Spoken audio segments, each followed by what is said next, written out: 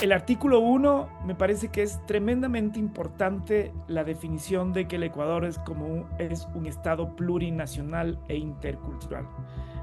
Yo creo que ahí hay una incomprensión de algunos sectores de pensar que hay una tensión y una contradicción entre lo que es un estado unitario y un estado plurinacional. No se trata de que existan autonomías, sino de reconocer los diversos pueblos y nacionalidades indígenas que con o sin constitución plurinacional van a seguir existiendo, tienen sus formas de organización, tienen su territorio, tienen su autoridad. Lo que hace la Constitución es reconocer esa diversidad. Esa es la una cosa. La segunda cosa fundamental, a mí me parece que ha sido un aporte al constitucionalismo global en esta época de crisis y cambio climático, es la consideración de la naturaleza como sujeto de derechos. Esto ha cambiado o nos obliga a cambiar la mirada de la naturaleza como una gran bodega o como un gran basurero, para mirar que los seres humanos somos interdependientes de la naturaleza. Comemos, bebemos y respiramos aire que viene de la naturaleza, de las plantas, de los ciclos vitales, y esto me parece que es fundamental. Y ya se está viendo en Ecuador y en el mundo los efectos de los derechos de naturaleza, que es una mejor protección y un cambio de actitud del ser humano frente a la naturaleza, que es fundamental. La tercera cosa que yo creo que se tiene que mantener es en la Constitución hay un artículo 11 que ya viene desde la época de la Constitución del 98, que tiene que ver con la teoría de los derechos humanos, y esto es fundamental. Ahí está la lógica de que los derechos humanos son independientes, interrelacionados, está la lógica de la progresividad, de la no regresividad, de la interpretación de los derechos, de las fuentes de los derechos. Digamos, todo ese artículo es uno de los mejores logrados para incorporar, digamos, teorías complejas del derecho en normativa constitucional. Yo eso le dejaría. Otra cuestión que me parece que es fundamental es la de las garantías constitucionales. El hecho de ligar la legitimidad del quehacer del Estado en cada uno de los poderes del Estado a las garantías me parece que es fundamental.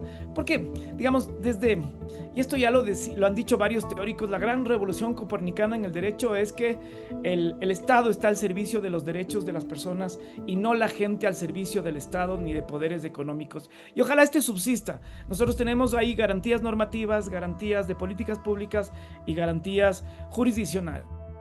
Entre esas garantías yo dejaría, a pesar de que ha habido tanta propaganda en contra, las garantías del debido proceso y esa lógica de la excepcionalidad de la prisión preventiva.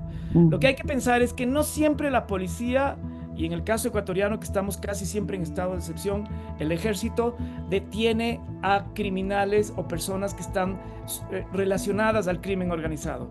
La policía y el ejército también se equivoca, y el ejemplo más palpable que hemos tenido es el de los 4 niños de las Malvinas.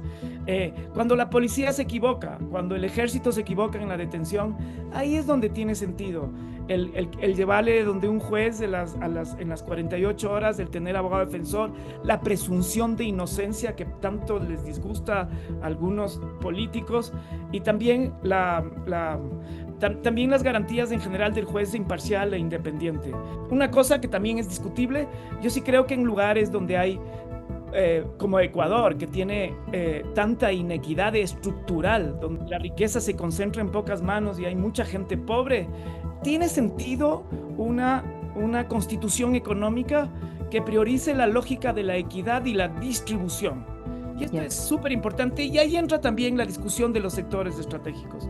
Los sectores estratégicos están diseñados para distribuir o para que se acumulen en pocas manos, en pocas empresas.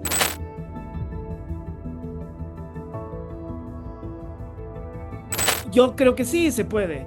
En el evento en que la respuesta sea no a la pregunta de si hay que ir a una constituyente, y yo lo primero que diría es que ya está diagnosticado algunas reformas que tienen que hacerse en la Constitución. Por ejemplo, las funciones del Consejo de Participación Social y Ciudadana, o incluso si tiene que desaparecer ese órgano, la Corte Constitucional ha dicho que se puede hacer por enmienda si es que solo se pasan las funciones de un poder a otro poder, y también por reforma parcial si es que hay que eliminar el Consejo de Participación. Yo sí creo que hay que hacer reformas profundas al Código de la Democracia. Me parece que no es posible, no es dable, no es deseable que tengamos más de 200 partidos y movimientos políticos y yo sí creo que el Código de la Democracia debe tratar de establecer normas para que tengamos 3, 4, 5, 6 máximo partidos políticos que tienen que ser financiados, me parece a mí, que tienen que ser auditados, pero yo sí creo que hay que promover la participación pública a través de organizaciones que se llaman partidos políticos. No encuentro otra. La mejora de la democracia no está en disminuir los asambleístas ni tampoco en quitar los fondos partidistas, sino en reformar los requisitos para ser candidatos, los requisitos para tener un partido, los requisitos para tener financiamiento. Entonces yo sí creo que hay que hacer reformas. Y en cuanto a seguridad, me parece a mí que la Constitución sí da elementos y herramientas para que se formulen políticas públicas de seguridad que sean integrales, que es lo que falta.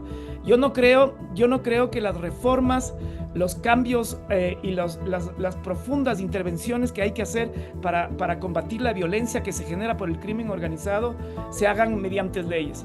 Ya hemos tenido hasta ahora 12 leyes en el gobierno del señor Noboa aprobadas que tienen que ver con seguridad.